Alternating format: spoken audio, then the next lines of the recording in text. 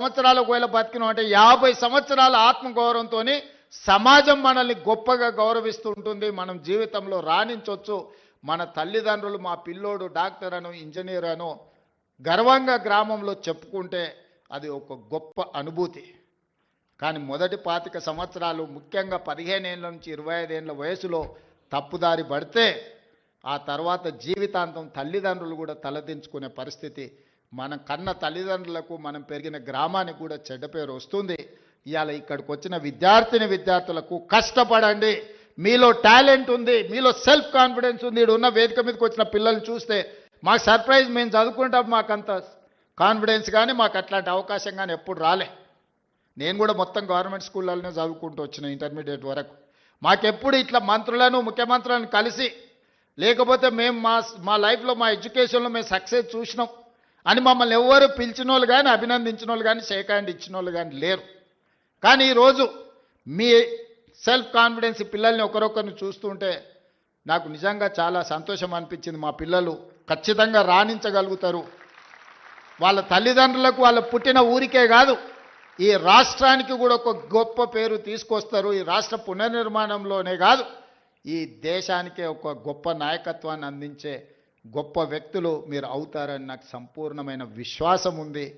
ఇవాళ ప్రభుత్వ పాఠశాలలో 29,533 ప్రభుత్వ పాఠశాలలు ఉన్నాయి. అందులో మనకు 26,41,536 మంది విద్యార్థులు చదువుకుంటారు.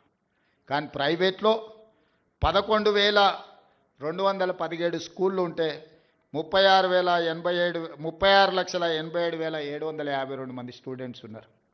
మరి నేను ఒకటే అడుగుతున్నా ఈ వేదిక మీద నుంచి మా సిబ్బందిని కానీ ప్రజాప్రతినిధులు కానీ ఇక్కడికి వచ్చిన విద్యార్థులు, ప్రైవేట్లో 11,000 స్కూళ్ళల్లో 36 లక్షల మంది చదివితే గవర్నమెంట్లో 26,000 స్కూళ్ళల్లో 24 లక్షల మంది చదువుకుంటున్నారు. ఎక్కడో మనం ఇంకా మన విశ్వాసాన్ని పెంపొందించుకోవాల్సిన అవసరం ఉంది. నమ్మకం కలిగించాలి. ఈరోజు పేదలకు సంపూర్ణమైన విశ్వాసం ప్రభుత్వ పాఠశాలల్లో రెసిడెన్షియల్స్ కావచ్చు, కస్తూర్బా కావచ్చు, అంగన్వాడీ కావచ్చు, పునాదులు పడాలి.